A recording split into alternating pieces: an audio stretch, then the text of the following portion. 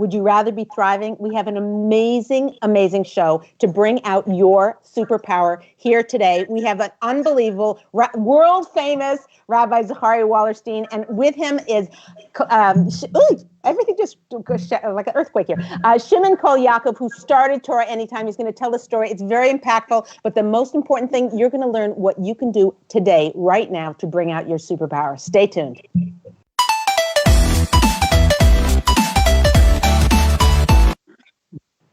Rabbi Wallerstein, we are so thrilled to have you. Thank you so much for being on the show.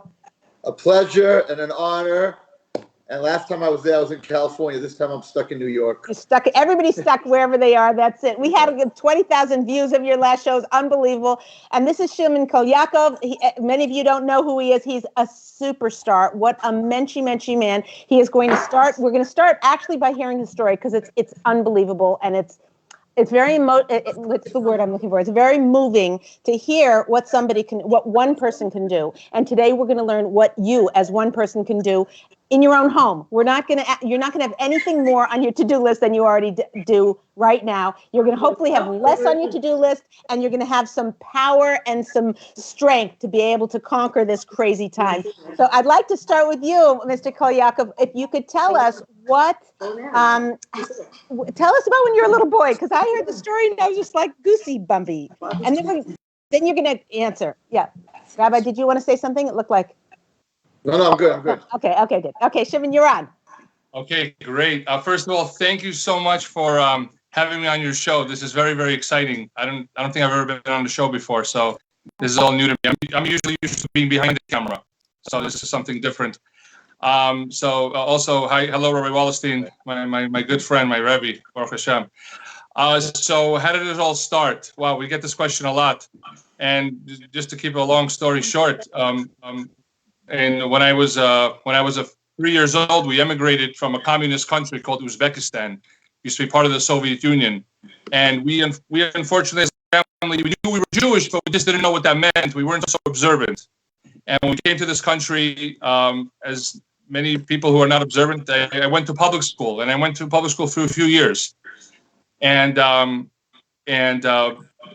remember in the 3rd and 4th grade, there was some things going on in some of the classes, which I found out later weren't so Jewish, where they were from other religions. I had no idea, and things like that. And then my parents found out about that, and they quickly got kind of scared. And they said, we're not that religious, but we know we're Jewish. So some rabbis get involved. This was in the 4th grade, and there's an organization called Queen's JEP. Queen's JEP is what they did is they took public school kids. Queen's what? JEP, J-E-P. Okay. Jewish Education Program. A phenomenal organization. There's many divisions throughout the country, maybe even beyond. And they take kids who are Jewish from public school, and 1 hour a week they pull them out on a Wednesday usually. That's what I remember. And they teach them Jewish stuff. And I remember being in the 3rd grade and getting pulled out every week on Wednesday being the highlight of the week. And I went there for a while. And at some point, the rabbis really started getting involved behind the scenes. And I told my parents, look, your son loves this stuff.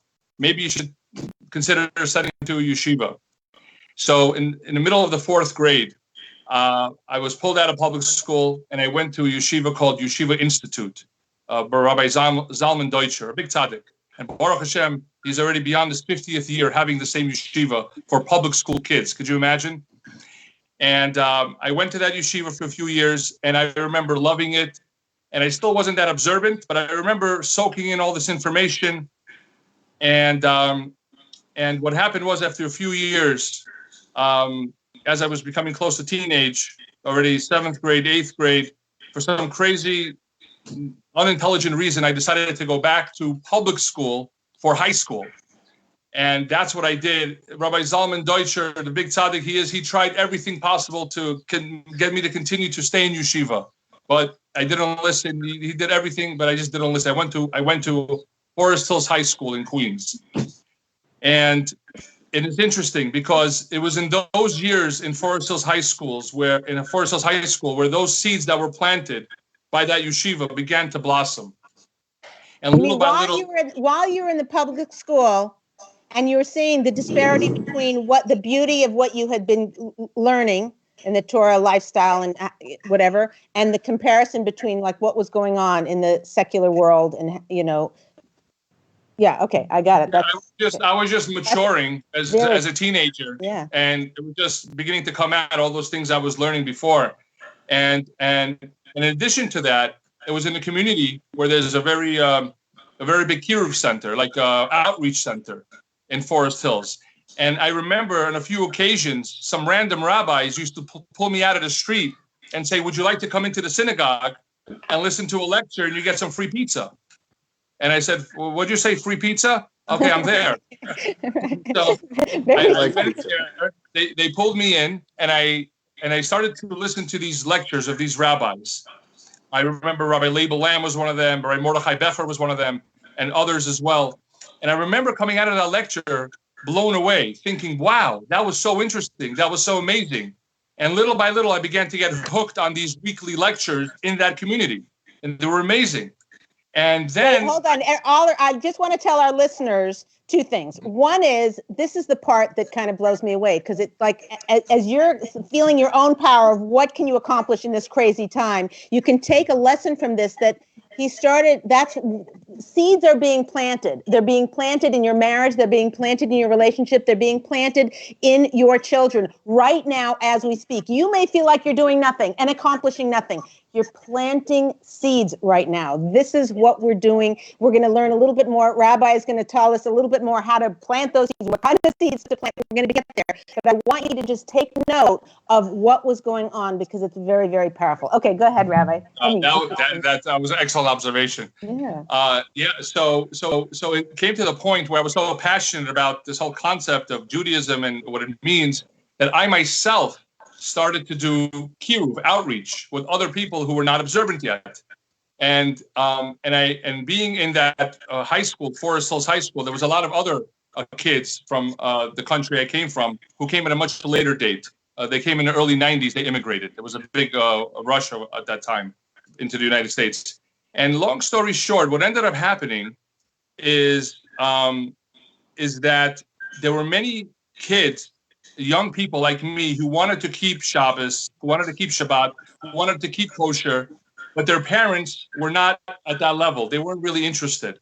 So what we used to do is... They weren't interested, or they were mad? I don't know if they were mad. They were just used to their lifestyle because they grew up in communist Russia, and they're unfortunately taught that religion is not important. So that's the lifestyle they had. But now coming to America, where there was an opportunity to learn what it means to be Jewish, there was like a group of 10, 15, maybe even 20 at a time, young people, teenagers. What we did was every Shabbat, while the parents unfortunately were at work, we did Shabbat together. We went to the synagogue in the morning. It's inspiring. Just a bunch of teenagers. We went to the synagogue in the morning. We prepared before Shabbat our meal, our Shabbos meal in the afternoon. We took a little nap. We sang some songs. We went back to the synagogue. We listened to another lecture. We did the afternoon services. We had the third meal in the synagogue. We came back home. And so I'm getting a question in here from I think it's from Instagram. They're asking if you, and by the way, anyone who's listening for the first time on the Ladies Talk Show, you should know, you just type in the comments boxes or wherever it is. So the question is, was this led by a rabbi or something, or just this was the kids doing it? Oh, this was just the kids doing it. I know, it's amazing. This was just the young people doing it. And, and my younger brother, Ruben, who plays a big role in this, we'll get to him in a moment. He was like one of the first guys I did outreach with, because he never went to a day of yeshiva in his life. I had a few years in that kiruv yeshiva. So together, my brother and I, my younger brother, Ruben, and some other family members who were young, and some other neighbors who were young, there was like a group of guys, young people, that we just had Shabbat. And this went on for a while. And we're all growing spiritually and religiously, little by little. I want to get into Rabbi Waller, where he plays a role. Yeah. Okay. So long story short, what ended up happening, there's a lot of details I'm going to skip, but I became so passionate about these lectures that we were recording I said, if these lectures had changed my life so much, I'm sure this could have the effect to other people as well. And that's when Hashem gave the idea to my head to start recording lectures. Now, in the beginning, when I was recording these lectures, yeah. So wait a sec. How old were you now? At this point, I was already, this was 2003, 2004, so maybe in my early 20s at this point. So what people who are listening have to understand is that both the Kolyakov brothers, because they're co-founders of Torah Anytime, what they've been able to do, especially in COVID when people couldn't go to classes or whatever, they've changed the world. There are more people who are having classes that never heard of, their background, their history, their traditions, it never even dawned on them, that are getting access to this material now. So it's actually quite a huge thing from one little boy's growth process. And again, why are we talking about this? So you can take from that and learn how to grow yourself into maximizing your potential on the earth. So, okay, so good. So you thought, just to finish up, what ended up happening, for a few years, I was recording these lectures and I wanted to do something with them. I knew I wanted to put it on the internet and other things as well. I didn't know how to do it. My younger brother, Ruben, was working at Touro College at the time in the technical department. And long story short, he says, Shimon, I know you're doing this amazing thing. And I think I could figure out how to make a website. He finally made the website. God bless my brother Ruben. And that's when Torah Anytime as an organization was born. And the rest is history. Wow. It's fantastic. It's fantastic. So now, let's go over to Rabbi. Maybe you'll tell about your perspective of, it actually had to be Shimon who gave the spark or whatever. You were planting seeds, meanwhile, in your community, and you were building from what you were building. And you didn't know that the things that you were doing were going to be planting seeds that created this. So maybe let's hear a little bit about that. Shimon. Rabbi Wallerstein or Shimon? Yeah, Rabbi Wallerstein. No, I want to hear, because then he came and taped you, right? I want to get the story right. He came and taped you every week. I was invited to speak he's from the Bukharian community. Me myself, I wasn't the speaker. I as a child growing up, had a problem with speech. I think I spoke about it last time when I was on your program. I had a very bad lisp. And at that time, they didn't have any speech therapists. So I sounded like a little boy even when I was 16 years old, because when you have a lisp and you're saying S the wrong way, so you sound like a little kid, and it was very embarrassing. I never spoke in public. I asked my rabbi never to get up in class and to read anything. By mitzvah, I was very embarrassed. Actually, in school, the yeshiva that I went to, so they just started speech when I was in 7th grade. They didn't have any therapy in those days. I'm going back 50 years. And so they just had gotten an intercom in Yeshiva Spring Valley in Muncie. They were very excited. It was something new, that there was an intercom in every class. And every Wednesday at 3:10, you'd hear across the intercom, because the intercom went across the whole school, Stevie Wallerstein, your speech therapist, is waiting for you in room 310. So I would walk through the class, and they would all be going, she sells seashells at the seashore, and it was crazy. So I myself did not speak. No, it makes you who you are. It's not for today's show, but it makes you who you are. Your disability is your greatest ability when you use it, but it's a different class. Wow. So I had just started speaking. I was a Rebbe in class, and I just started speaking publicly, and I was invited to speak in Queens at the Bukharian shul, and I went. I didn't know any of them. I didn't know really what to speak about. I think my first class was actually on Shimon Kolyakov, was dating, about marriage. Yeah. Right, dating about marriage, probably the most famous class I've ever given in my life. At that time, I was very young. I didn't really care what the people thought of what I said. So I said what was on my mind, and I have to tell you that it's probably how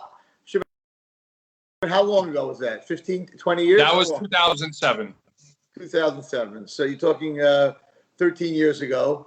And that shear has come back to me the most from girls who are so many who took that on, and because of that class, it was. If you hear that class, I think it's the first one on Torah Anytime. It's I don't think I would say it now. Put it that way. I was very upfront, and the interesting thing that I didn't know at the time is that Sephardim, they're Sephardi, they like it like in their face. They're not, the Sephardi rabbis, they say the way it is. Yosef Mizrahi speaks on his Torah Anytime. They just say it the way it is. It's not for us. We don't like criticism like that. It's like softly. And I got up and I really let go. And they were like, wow, an Ashkenaz rabbi talking like that? So it was in Beit Gavriel, and they loved it. It was half men, half women.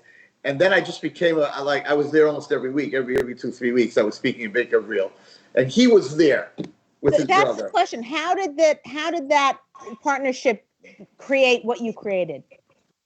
What went through my head was, where were you all my life? I was just first, I never heard of him.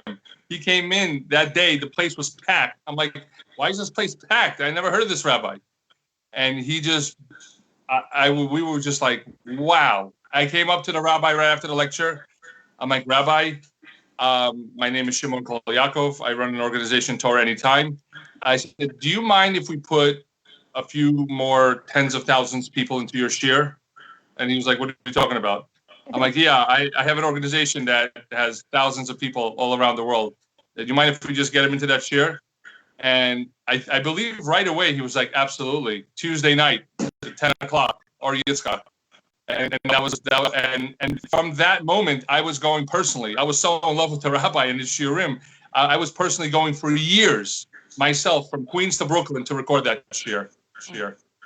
Wow. And that's how it all started. So, Shimon, let me ask Shimon, how many rabbis were speaking on Torah Anytime at that point in 13? I would say, if I was to guess, somewhere between 40 and 50 max. And how many are speaking now? Now we're close to 1,000 or even more, Baruch Hashem. It's been a massive growth. That's right. So the rest is history. And how about views per year at that point in 13? How many views per year? We had maybe 1,000 lectures, maybe at that time. Now we have Baruch Hashem, Leah, over 100,000 lectures on Torah Anytime. And how many viewers? Back then, I don't know. My brother has those stats, but right now, before Corona, we were getting about 10, 15,000 a day. Now, and then after Corona, it became like 30 to 50,000 a day. Millions and millions and millions. And I have to tell you that it was a very big challenge for me, because what happened, a very big decision for me. What happened when I was doing Ornava on a Wednesday night, there were 400 to 500 women there. And I went on to Torah Anytime. It went down to 50 women, because why travel when you can sit home, have a coffee, and watch? So all of a sudden, my big shiur, my Tuesday night shiur was 100 guys. Now there were 20 guys. So in a way, I felt very bad because there's no one in my shiur. So I said to him, I said, I don't know if I want to do this, because now everybody can come to my shiur, but they're not coming. They're sitting home. You can tape it. You can watch 20 minutes, then have supper, watch another 20 minutes. Meanwhile, I only have 20 guys or 100 or 60 girls in front of me. And he said, Rabbi, because I was very anti-technology, so I didn't realize. He said, Rabbi, there are 1,000 people in the room with you, not 20 or 40. There's not even enough seats in this room for the amount of people that are watching.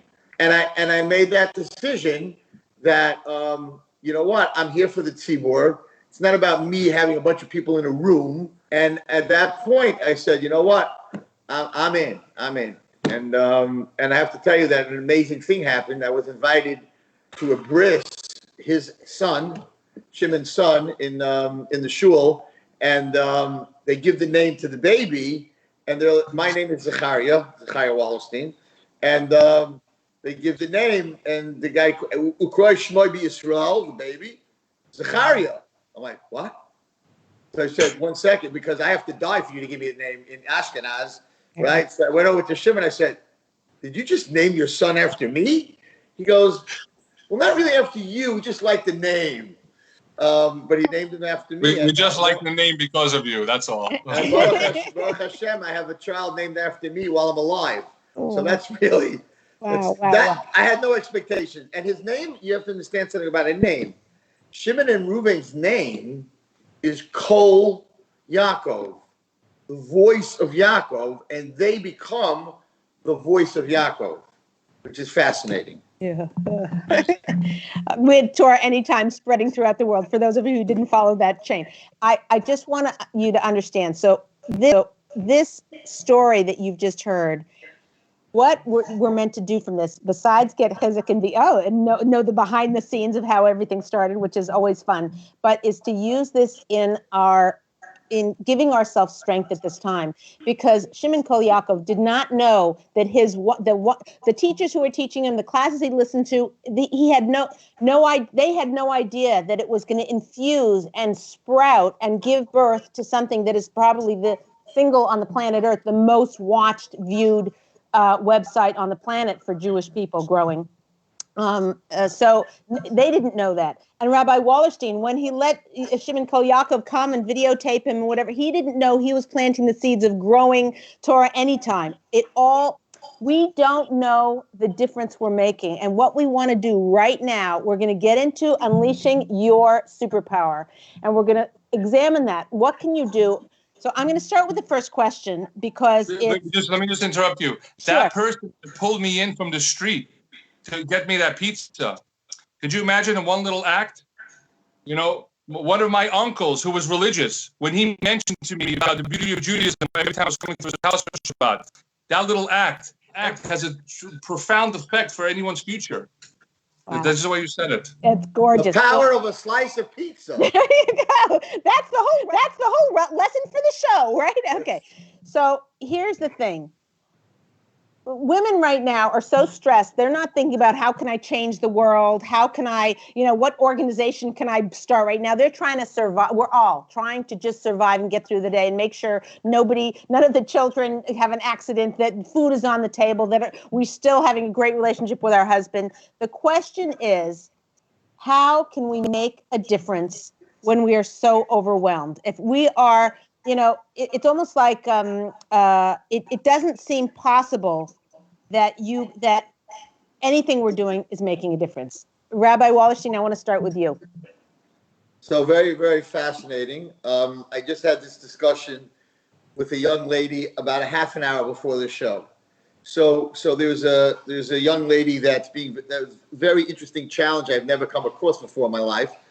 Actually, it's from a Hasidic family. And last week, her mother called me panicking that she was actually wasn't her mother, it was her mechaneches called me. Her mother doesn't even know about it, but her mechaneches called me telling me that she's listening to a Christian radio station and calling and she just happened onto this station when she was going through her radio, whatever it was, and very, very, very tied into this and asking all kinds of questions. And so I met with her and we spoke, and she said that they talk about God and whatever it is, and it's very relaxing for her, and she doesn't want to give it up. And anyway, make a long story short, yes, she called me last night, left me a message. I want you to know that I took my device, which was the way she got to the radio station, and I threw it out.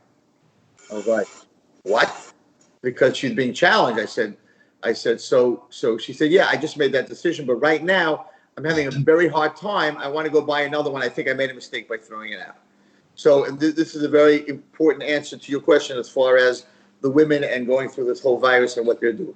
So I told her that I was a rabbi. I'm teaching 32 years. And I used to go to the movies every Saturday night with my friends. I also came home at night and used to watch television. I unwound, watching Letterman, nothing crazy, but like at night for an hour. I was very into science fiction. I read all of Tolkien's books and all the science. I love science fiction. I did a lot of reading. I didn't read Mishpach or any of that stuff. I read a lot of English books. And very into rock and roll. I'm a drummer. Very into non-Jewish music. I never thought I could stop any of that, even though I was a Rebbe and a teacher. I didn't think I had the strength. I felt I needed it. I had a very stressful life, and I needed it to, to break out. Anyway, to make a long story short, the first thing I really stopped was going to movies. I just felt as a Rebbe, it wasn't the thing that I should be doing. It was very hard for me. I love movies. I have a crazy imagination. I'm extremely creative. I would come out of a movie and totally redo the movie. Like, the way I would have done this is totally different than the way they did it. And it was very hard for me, especially because it was a social thing. We went out with our two best friends every Saturday night, and now I'm not going to the movies. And my friends made it very hard on me. It's not going to last. We're going to end up missing these movies and never be able to see them again, but you're going to end up going back in 3 months from now anyway. But I did it, and my wife was behind me, and we did it. And they called me every Saturday night. Come on, let's go. Instead of helping me not go, right? So that's, friends, they don't mean it to take you down, but if you elevate yourself, you're on a diet and you're losing weight, your friends just have one piece of cake, because they don't want to have to do the same thing. So they'd rather take you down than bring themselves up. So anyway, I was able to conquer this, and then my two friends a year and a half later saw that I wasn't going. They stopped going. They're more religious than I am today. Well, okay, that's setting an example. That, and this is the point I want to make to your question. This is the point I want to make to your question. I never thought I had the power to do that. I realized that I'm not going to movies for a year and a half, and I'm doing it. Maybe I should give up TV. Coming home, not giving time to my wife after a stressful day, sitting in front of the television, or a guy that sits on the couch, and whatever. Maybe I should give up TV. Anyway, I'm watching Letterman. It's not really bringing me up spiritually. So you know what? I'm going to try to give up TV. So I gave up TV. Then I said to myself, 1 second. You have the strength to give up movies and TV. You don't have to read non-Jewish books anymore. When you go to sleep at night, sleep with a sefer. Like, you know what? I stopped reading non-Jewish books. Now, rock and roll. We don't see you, Rabbi. You're I'm here. Yeah, my thing fell over here. Now you see me, right? Okay. Yeah. Anyway, no. I'm holding it. So then I said, rock and roll, I'm not giving. I can't. Music is my. I'm born in July. It's a very. Sorry. Music is like, I gotta. My wife's doing the technical part here. Hold on a second. Anyway. So, no, it's not good. That's true love. There you go. Okay. We there? Yeah, I feel like I'm I'm getting seasick here, Rabbi. Yeah, you're getting seasick? I hear you. Okay. Anyway, to make a long story short, the Yetzer Hara doesn't want me to tell the story. Yeah. Anyway, to make a long story short, music was the hardest for me. I didn't like Jewish music.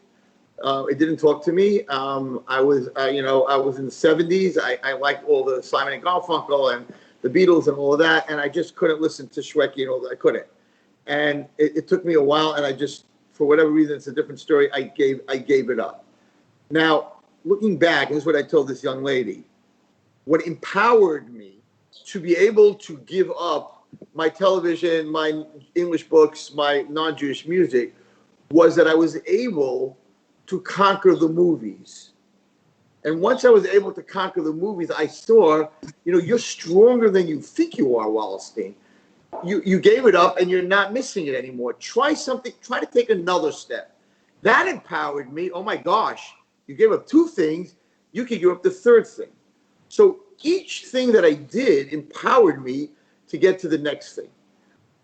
What's coming out of this virus are women, we're talking to the women now, you didn't think that you could educate your kid or learn with your kid or spend so much time in the house. Like, I need to go out. I need my friends. I need my social life. And I can't give that up. I can't. And I'm sure in your Shalom Bayis, you're like, you got to give up some of your social life for your husband. You got to give some for your kids. I can't. I need it. I'm stressed. I'm this, I'm that. All of a sudden you realize that I could do something that I never thought I could do before.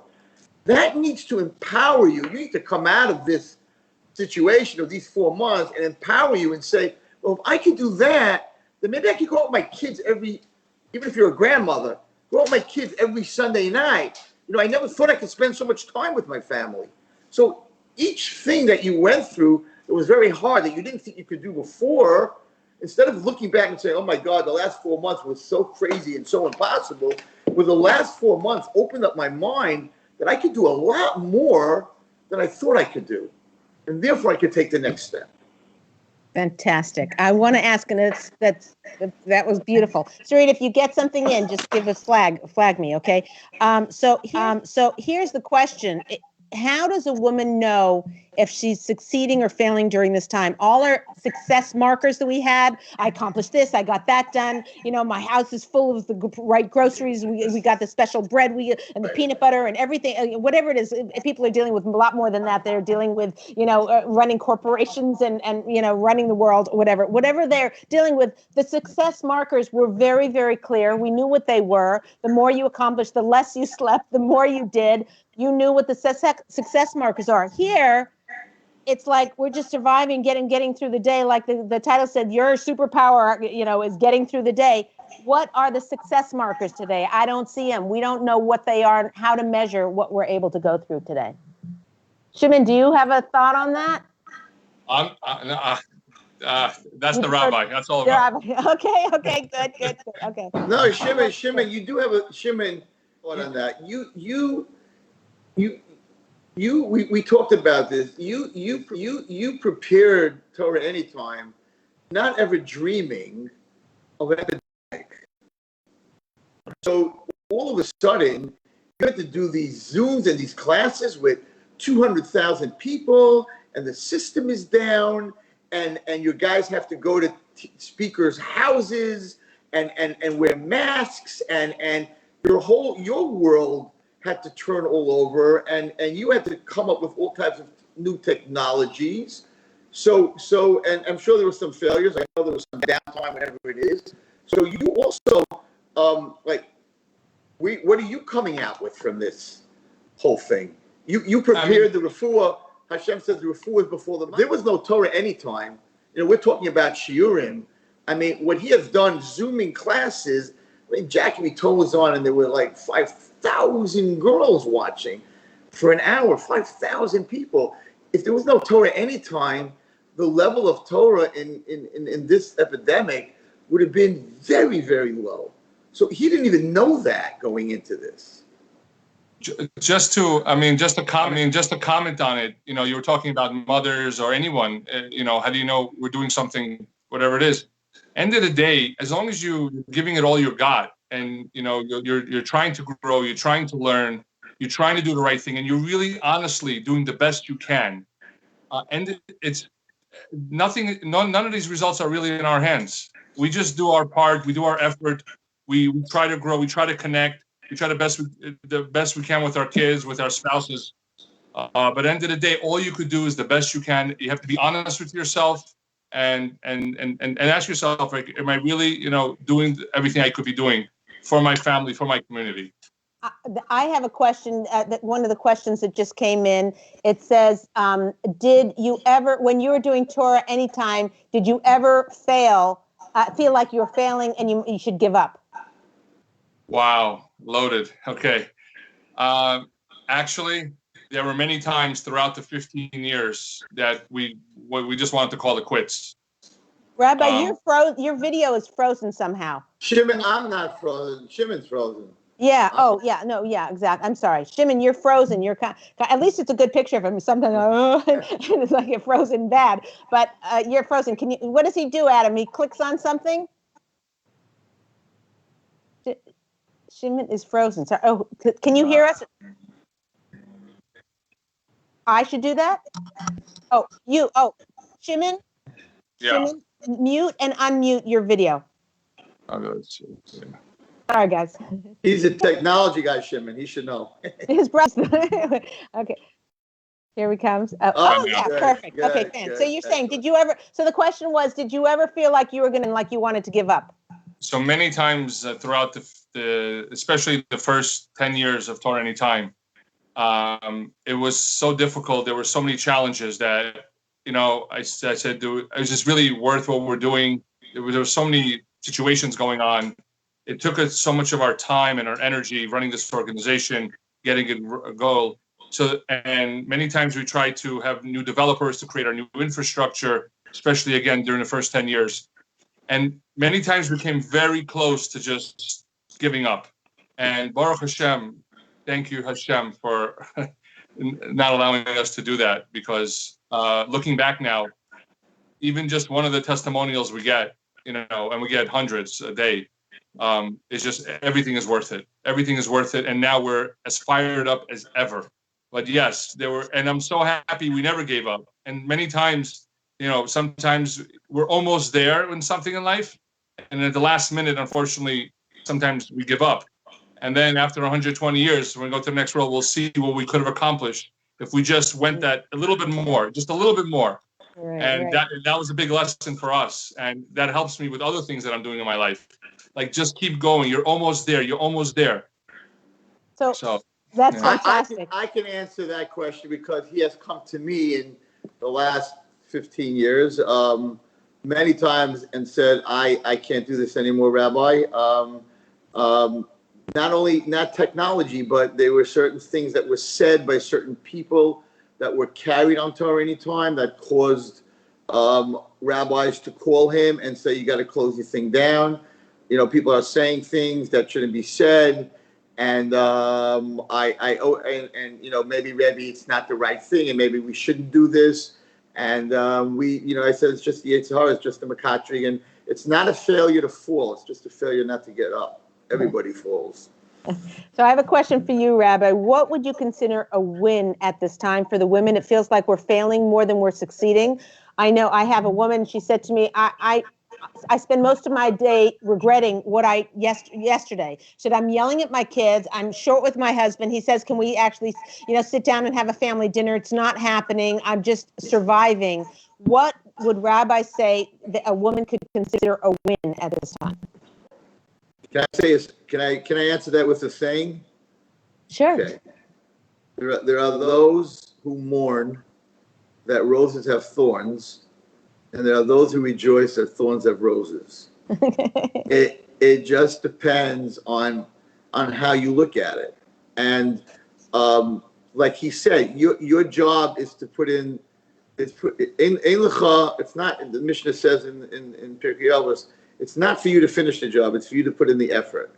I think that everyone who's listening should focus on the last 3-4 months and figure out something that you learned about yourself. Now, even if it's negative, like you're saying, I don't have patience for my husband, I don't have patience for my kids, I thought I did, but that's because I only spent 20 minutes, now all of a sudden I'm spending 2 hours. Think about something about yourself that you're not happy with. Take that one thing, don't get depressed over it, but improve it. Improve it, work on it. At the same time, on the same piece of paper, figure out something that you found out good about yourself. And I was never sensitive to bikur cholim. I'm very busy with kiruv and everything that I do.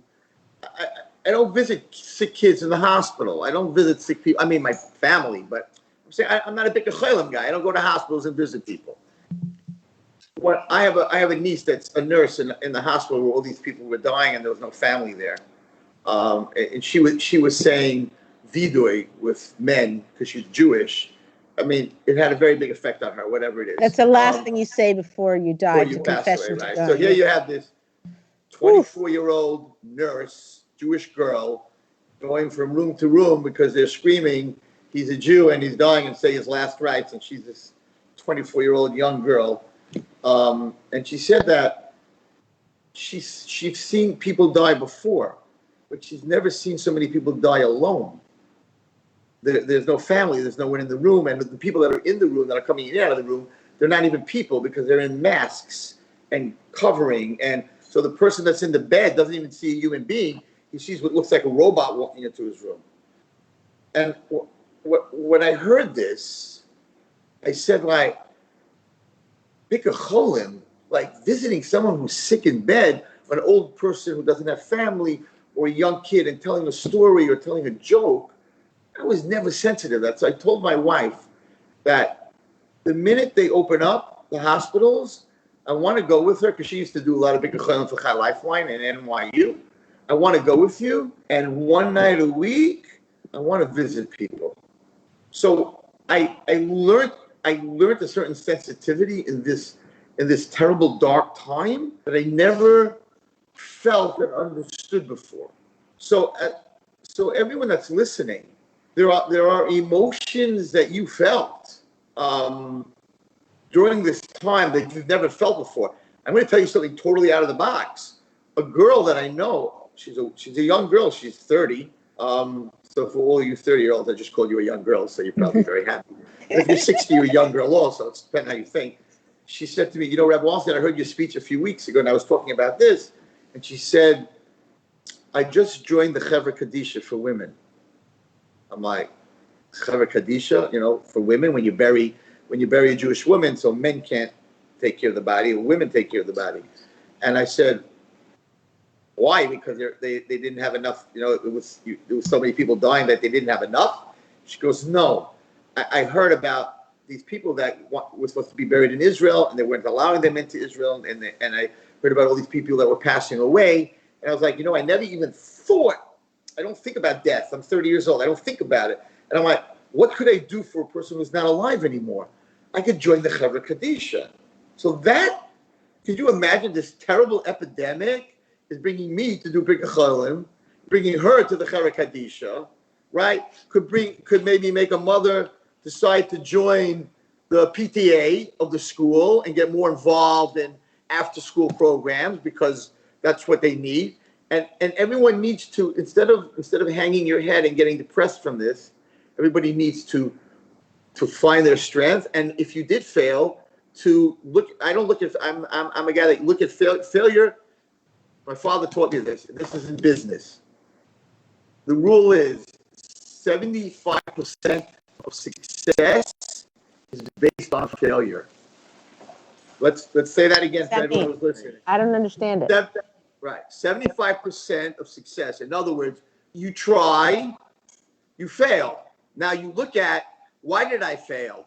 I did this, this, and this. This I did wrong. Let's fix that. Okay. I failed again. Oh, there's something else. And 75% of your success is based on learning from your failure. It's failing your way to success. That's right. Exactly. Yeah, so wow. you know the story with Rosh Hashiva of Esha Torah, of Noach Weinberg. Okay. He opened 7 yeshivas, and they all went bankrupt. They all failed, till he opened up the final one that we all know about. So he was sitting around with his students, and one of his main students said, Rav Noach, I don't understand. Like, after you failed twice, like, why didn't you give up? 7 times? It says a tzaddik falls 7 times, but 7 times, and then he opened Aish. But 7 times, and when he was in Kiruv, people didn't look down at Kiruv, so they weren't giving him money. It was for people who couldn't do anything else. He didn't have a following. Now Esha Torah is Esha Torah. You know what he said? He said something amazing. Shimon, and this really goes to our class today, to everyone who's listening. He said, there's really nothing that you could give God. You give God tzedakah, you give tzedakah. Who gave you the tzedakah? Hashem gave you the money. You put a mezuzah on your door. Who gave you the house?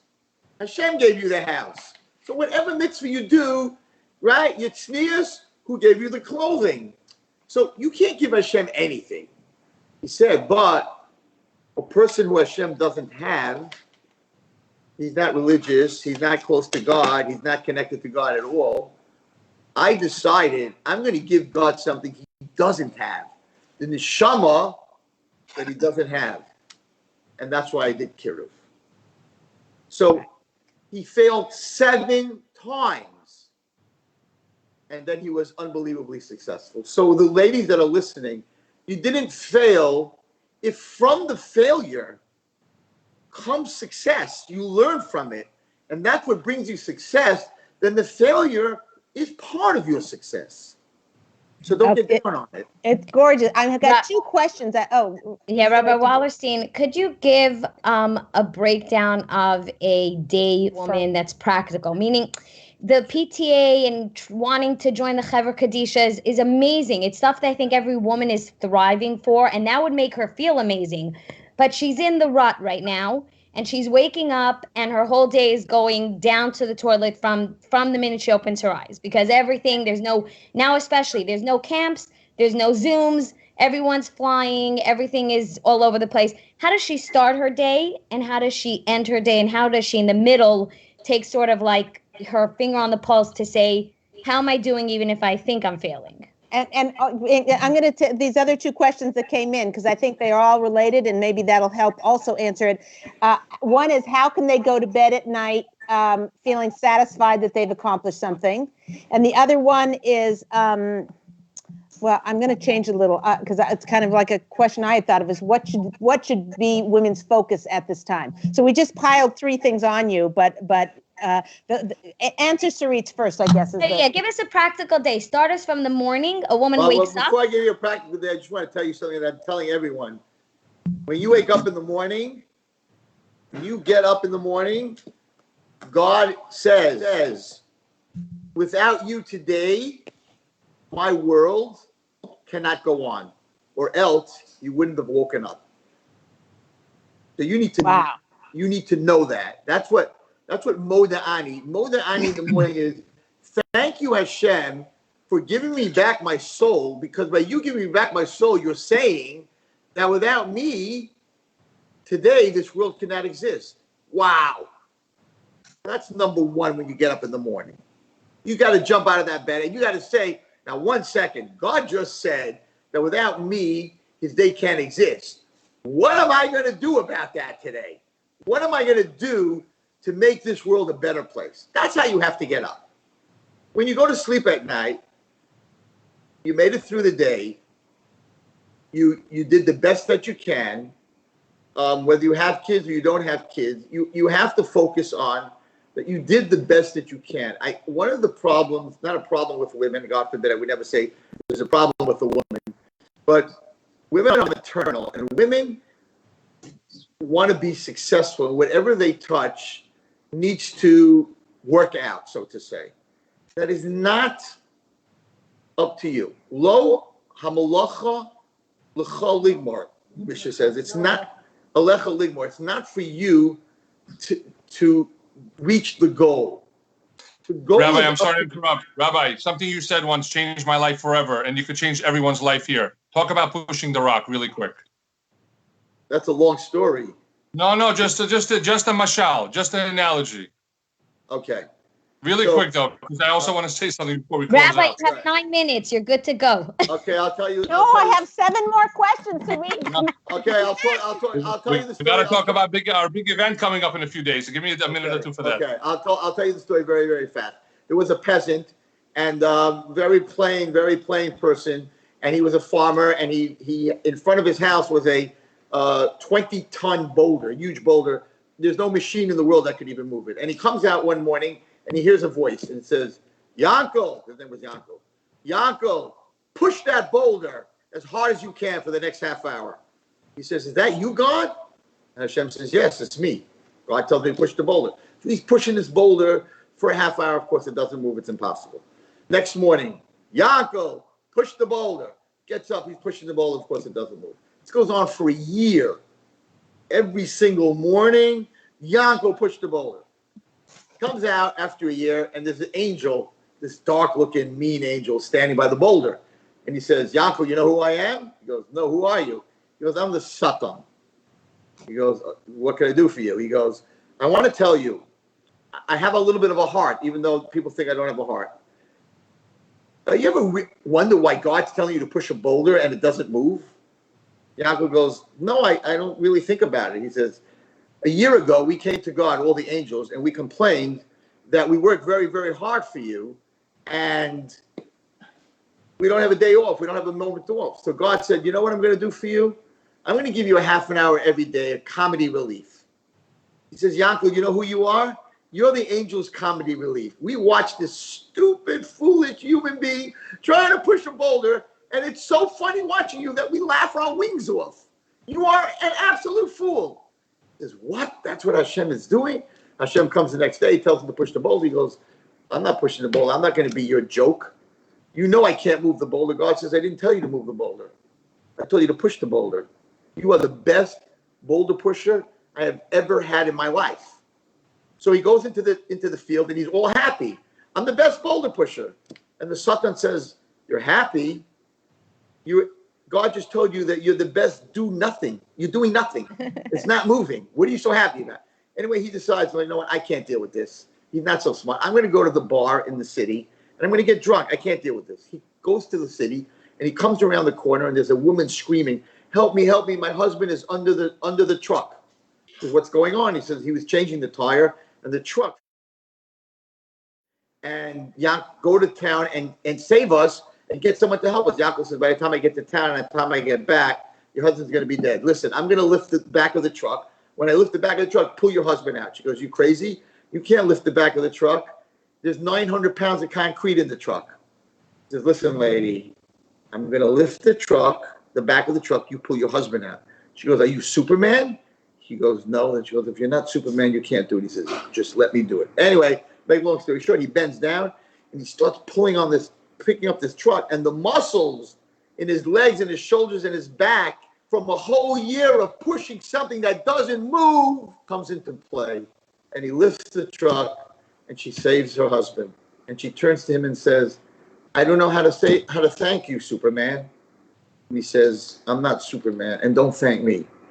Thank a boulder that wasn't willing to move. So the story is that many times God tells you to do, you try to do something and it just doesn't move and it doesn't work. Whatever it is, that's called struggle muscle. And struggle muscle gives you the muscle to be able to carry others. And therefore, you're right, a whole year, he thought he was wasting his time. But Hashem said, no, you need that muscle. When you come around that corner, that muscle is going to save someone. There's a lot of muscle, ladies, that you built in the last 4 months. And it may look to you like a failure. And it may look to you that your day's not working out. Trust me, you didn't waste your time. You're going to need that muscle. Maybe not for today, maybe for a different day. Hashem doesn't make you push boulders for no reason. Rabbi, Mr. Kolyakov, the Torah Anytime Facebook people are saying, love that story, and they need a part 2 because this isn't enough. One show is not enough. It's great. Just really quick, I just want to let everyone know, TorahAnytime.com is not just a website. About a little over a year ago, we launched something called the Torah Anytime Daily Dose. And anyone out there with a smartphone, and almost everyone has a smartphone, except for Rabbi Wallerstein, maybe. Take it out right now and program this number into your phone and message the words "add me." The number is 929-355-4268. I'll repeat it one more time. Can Adam put it on below? Please do that, yeah. 929-355-4268. One last time, 929-355-4268. Save it and message the words "add me." I promise you'll thank me forever. These are short clips that are literally life-changing, and many of them are from Rabbi Wallerstein. So please do that. Also, we have a big event coming up Sunday and Monday on Torah Anytime. It's the biggest event in Torah Anytime history. It's going to be a 30-hour marathon with the top speakers of Torah Anytime, including Rabbi Wallerstein and many, many other rabbis. Rabbi Pesach Krohn, the Shushan brothers are going to be the hosts. There's going to be entertainment throughout the day. Go to TorahAnytime.com for more information. You can see the big flyer on Torah Anytime, all about it as a pop-up. And just let everyone know about it. It's going to be the greatest thing we ever did, B'ezrat Hashem. Well, and so that starts next week. It starts next week. It starts at Sunday noontime at Eastern time. Sunday noon Eastern time. It's going to be a 30-hour marathon, non-stop programming. We're going to be live from Muncie from the Chafetz Chaim studio. And it's a lot of surprises. A lot of surprises are going to be there. We're working very, very hard on it. And we're doing all this so we could finally, at some point over the next few months, launch the new and improved Torah Anytime infrastructure, B'ezrat Hashem. So that you don't break down, so that you can... Yeah, we've been crashing left and right the past few months because of so much usage. And we realized that we really have to, make this secure. Absolutely. So it's a benefit event.